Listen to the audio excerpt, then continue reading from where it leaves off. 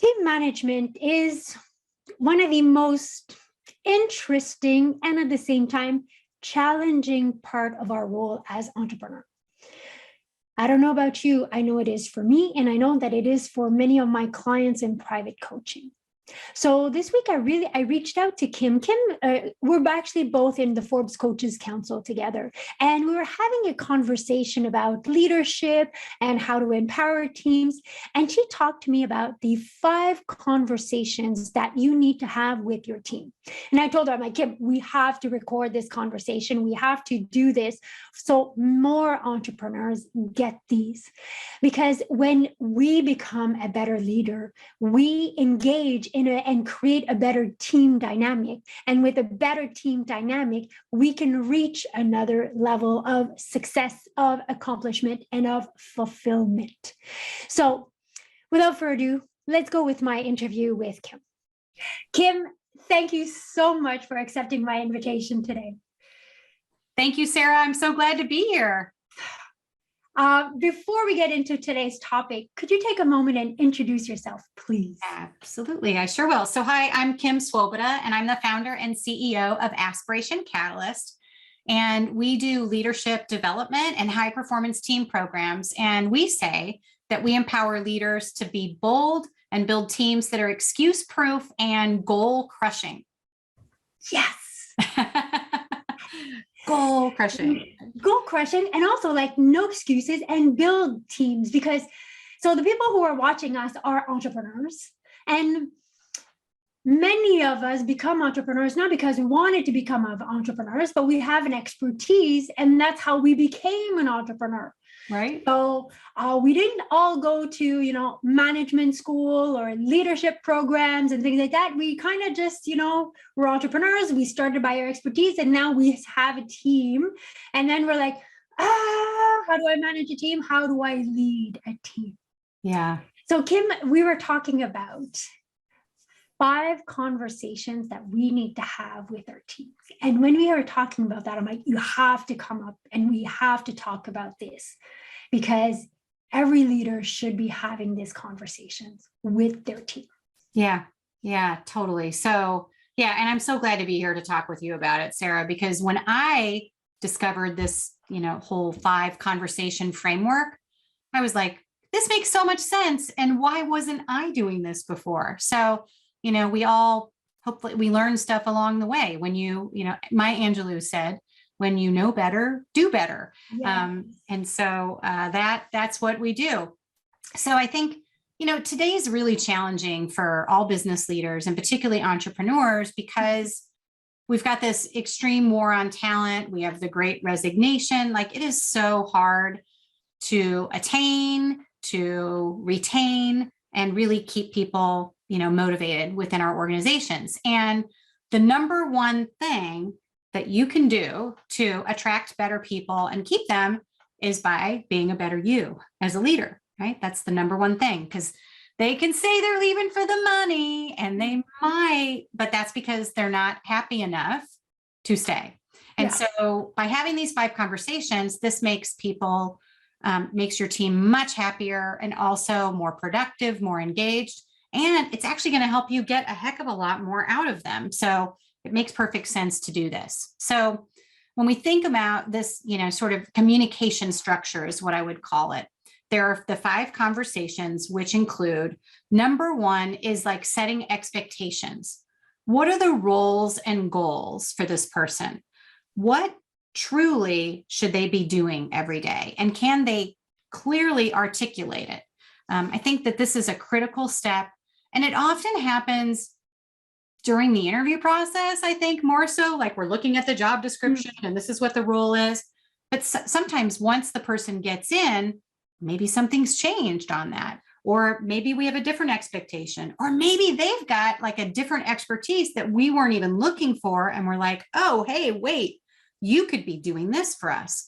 So having that conversation, making it 2-way, is a really great way to get this employee off on the right foot. I think the other thing, go ahead, Sarah. And some people might be listening and say, well, yeah, that's just common sense, but it's not common practice. Right. I speak a lot with entrepreneurs who have teams, and I'm like, all right, so what are the roles, the responsibilities, the measurable of everyone on their team? And they're like, I don't know, they just do their job. She just takes care of the administration, and that person just takes care of this. And I'm like, no. Do they really know how they contribute? Right. Are we playing the same game? I'm like, and many of them, it's actually not clear. There's an idea, but it's not clear. So my invitation here for people who are listening and who are watching is it really clear? Or do you think that it's clear? Yeah. Yes, that's critical. And I think that, like, if you don't know where you're going, any road will take you there. If you don't know what your goal is and you don't have clear visibility or measurement around that, like, we love SMART goals, right? Where they're specific, measurable, actionable, time bounded. Yep. And I think that that we skip that step, especially in roles where it's not so clear. Like a sales role, it's easy, right? You need to go sell this much, right? Very simple to set sales goals, or not so simple to set them, but it's more clear, right? But someone like you were saying, like the assistant does their job, right? They do what they need to do. Well, is it actually clear what the assistant's job is? And how do you measure their success? And how do they know when they're doing a great job? Or do they just sort of like wonder, right? They're going along day after day, wondering, am I doing a good job? Is my boss happy with my performance? So I think having, being really clear on what are your job expectations, and then here are your goals that you have, makes all the difference. I worked with a company for many years that every single role had KPIs, right? Key performance indicators, and a bonus attached to achieving them. Every person in the entire organization, didn't matter what your role was, you had your key performance indicators, and when you hit them and exceeded them, you were rewarded for it. I think that's a great best practice. That is very interesting because it empowers me on my role, on my contribution. Right. Everybody matters, right? Everything, right? That what every single person in the organization does matters to the success. And so how do we recognize and reward that, but make it really clear, what does success look like, and how can you do the best job possible? Because everybody really wants to do a great job. Sometimes they just don't know exactly what to do. I fundamentally believe that. Definitely. Yes. Yeah. Okay. So second conversation then is quick connect. All right. And this one's a quick one. It's a 10-minute check-in. Now, if we're still working in person, right, which some people are, it's really easy because it's sort of like a hallway thing almost. Like, hey, how's it going, Sarah? I see that, you did such a great job on that presentation earlier this week. Really good work. And how's everything else going? Like, how's the progress going now with the project? And so you have just a quick, like 10-minute check-in. Is there anything I can do to help you? Anything you need assistance with? No? Okay, great. Good. We'll keep up the good work. See you later. It's that simple, but we need to do that regularly. And so it can't be a hallway happenstance conversation. It needs to be scheduled because we're remote now. Many of us are hybrid. And so you actually have to put it on your calendar. And I think that is something that isn't happening with most leaders because it was a more informal thing. If they were doing it all, it was very informal before. So my recommendation for leaders and entrepreneurs now is put those quick connects on your calendar. You could do them all at one time, sort of just do like little 5-10 minute things, block an hour and just check in with each person on your team. How's it going? Great job on this. What can I help with? And off you go. But it gives them a chance to tell you, I need help, or it just feels good because they got recognition from you because you told them they're doing a good job. You care. Yeah. You care. And you know what they're doing. And you know what they're doing, right? Like you actually it's not like you're sitting in your corner office or whatever, and they're like, what? They don't even know what I do. Like it's clear that you know what they do and that it matters. I like it. Third conversation. Okay. Third one is one-on-one check-in. So I think about this like the regular one-on-one, and a lot of leaders do this. This is a pretty common practice, I think, where you sit down with a member of your team. Now it might be via Zoom, might be on the phone, or it might be face-to-face. and you have like a 30 to 60 minute, like more formal check-in. Maybe there's an agenda, we're reviewing the successes that we've had so far. We identify issues that you might need assistance with. You come up with solutions. It's more of an in-depth conversation. So the quick connect is sort of like, almost like a drive-by in a way, right? Pretty fast. Yeah. But the one-on-one is actually like we have time to talk to each other, to share ideas, and to get more in depth on things. And is that one-on-one linked to our first conversation about roles, responsibilities, touching up on, the goals, the expectation of their role and everything? Is it tied to that? It sure does. That's exactly right. Yeah. And in fact, all of these conversations are all tied together, right? They're all related. But I think you're spot on. And I like the fact that you called that out, Sarah, because the one-on-one should be checking in. How are things going with your role?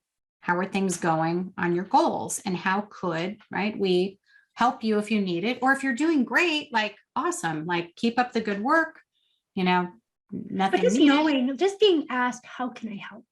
Yeah. It's huge. Yeah. So, and I love that because I hear so often from teams, they're like, yeah, well, we have these projects or we have these, objectives that we have for the year, but, we hear about it in January and then we never hear about it until like October. Yeah. Yeah. So taking the time to take the time. Yeah, absolutely. Well, and here's the other thing that happens. And this has been, I think, a big challenge for leaders that are leading remote or hybrid teams. Yeah. If in the absence of communication, people go negative. Yeah. So if you aren't saying anything to them, they assume that you are not thinking that they're doing a good job, that you're thinking something bad. And that's horrible, right? Because most of the time that is definitely not the case. And that actually slows people down. It creates disengagement. It makes them wonder, like, am I actually appreciated here? Like, there's so many, right? Yeah, and I was talking with an entrepreneur not too long ago, and he had given a project like that to a team member, and he comes to check up a little bit too late. It was not a regular. And he's like, she's not doing anything. And I'm like, well, did you ask what's going on? He goes, yeah. She told me finally she doesn't know what to do. I'm like, oh, maybe we could, have done that before. And instead of letting it drag, because yes, if you let it drag, that person is going to go in a negative state of mind. And then it's kind of downhill from there. Yeah. Yeah. Oh, can you imagine you're in a job and you're sitting there and you're like, I don't know what to do. Like, that would be horrible. I can't imagine feeling that way. Like, I'd be like, what?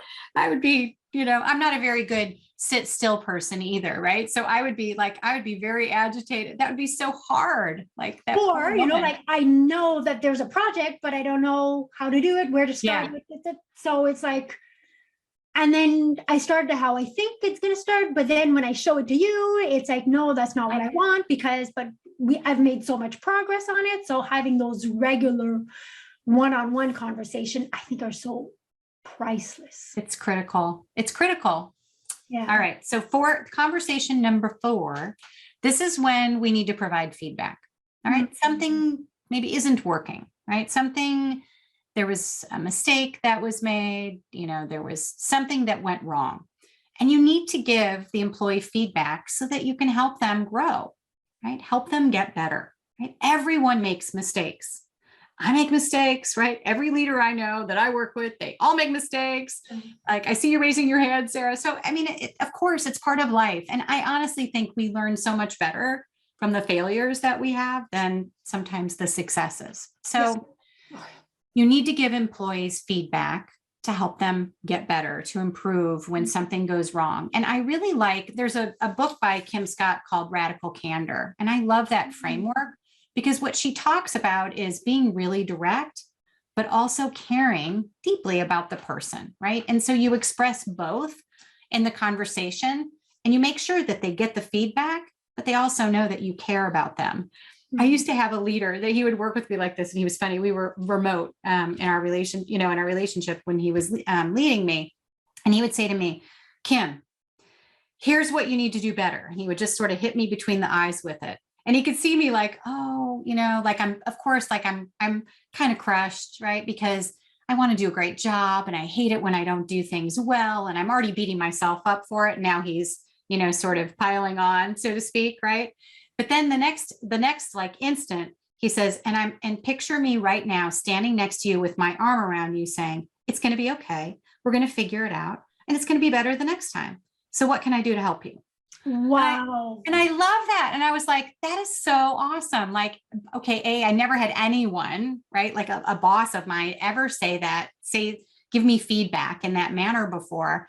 And I felt totally supported. And so it actually made me not dread negative feedback or constructive criticism from him, because I knew like the way that he was going to do it. And I felt very supported. There's a safety net. Yeah. You're just not throwing me there. There's a safety net. Right. Oh, I love that. Yeah. So that was great. Okay. So then the fifth conversation. Yes. This is like, so I would call this the annual review, but I don't like annual review because I think you should be talking about how things are progressing and your development and your career regularly. Right. And so maybe it's quarterly. Have a quarterly progress review check-in instead of waiting for that annual review. At the end of the year, it's too late. Like in January, it's like, who cares? I know, like it's too late. And, you should have already had these conversations. So if you're doing the 5 conversations, then you've already talked with people about sort of what needs to be discussed. And so my feeling is that progress reviews, let's talk about, I do it like this. What do you want to do when you grow up, Sarah? Let's talk about it, right? People love that question. They're like, oh, I don't know. Or they're like, I'm really clear. I'd like to do this and I'd like to do that. And I'd like your job someday, Kim. Okay, great. Well, you know what? There's some things that we can do to help you get ready for that. Let's think about maybe you getting into a team leader role in the next 6 months, right? Here are the things that, I would look for you to develop in order to become a great team leader, right? So let's set you up for success. And so I think it becomes a partnership, right, in your employee's career, right? We're working together to help you get to where you want to go. And if you want loyalty from people, do that. Oh, yes. Because they will stay with you forever because they know that you have their best interest at heart and you'll help them get to where they want to go. Yes, and everyone wants to evolve. Yes. Everyone. So it's different from one person to another. Some people will want to have your job. Some people don't. They like what they do, but even within their role, there's evolution in there. It's a human need, evolution. Right. So it's like, all right, well, is there a new skill that you would like to learn to do that, to do your role? Is there, and it could be, yes, it could be like a technical skill, but it could also be, would you like to go attend seminars on client experience if you're an assistant or receptionist? In every role, there's like an evolution of the human that's taking on that role. Absolutely. Yeah. Everyone wants to continue to learn, right? That's a need that everyone wants, and they want to continue to make progress in their career. I love that. And I think these are, like I was saying in the beginning, if I loop back there, entrepreneurs often, we didn't become entrepreneurs for the management of the team. We became entrepreneurs because we have an expertise, because we have to help people, because we want to help people. In that, we ended up leaders of teams. And that is the biggest challenge that I hear from my clients is the team leadership. Yeah. So I hope this gives 5 great conversations for people to start having with their team starting now. Yeah.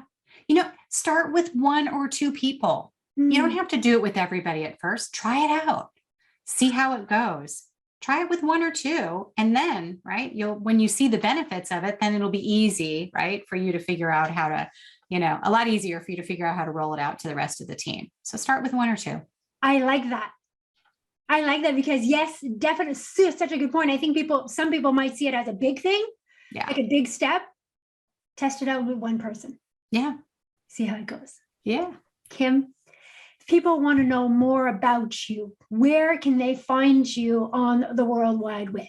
The World Wide Web, you can find me at aspirationcatalyst.com. And I've got some great resources if you want to, learn more about, different tips and ideas for being an effective leader. You can go to aspirationcatalyst.com/articles. And there's tons and tons of information out there, including some of the things that I published on Forbes, right, at the Forbes Coaches Council, which is where Sarah and I met. Yes. Definitely. Thank you. I'll make sure we put all the links in this description. And yes, we met through Forbes, and it was that insight too of as we were talking on Mike, and you're talking about 5 conversations. I'm like, okay, we have to have this conversation in depth, because even for me, as my team is growing, I'm like navigating this, and it's like, all right, what is the next version of me as a leader? Yeah. There's all grow. Yeah, it's so important. Kim, thank you so much for accepting my invitation. Thank you so much for having me. It was really fun being here with you, Sarah. Thank you. Thanks. I don't know about you, but I know that there's some of these steps that personally, some of these conversations I need to have more in depth and more regularly with the people on my team, especially now, like on my end, my business is virtual. So my team has always been a virtual team. So for some of you, it's more in person. So now having these conversations, you need to schedule them and being more intentional because we are in the virtual environment. But I've always had a virtual team. And now talking with Kim, it got me thinking of, you know what, Sarah? You also need to go deeper in that. So yes, we are busy. Yes, there's always something. But we need to take the time for the important thing. So I hope you like this episode. If you did, please give it a thumbs up. And if you're looking for more tools to build and grow your service-based business, come on over to 𝒎𝒐𝒔𝒔𝒊𝒃𝒍𝒆 and subscribe to our blog. We talk about marketing, productivity, mindset, all the tools that we need to successfully build and grow our businesses as we stay into alignment. So go and have these conversations with your team.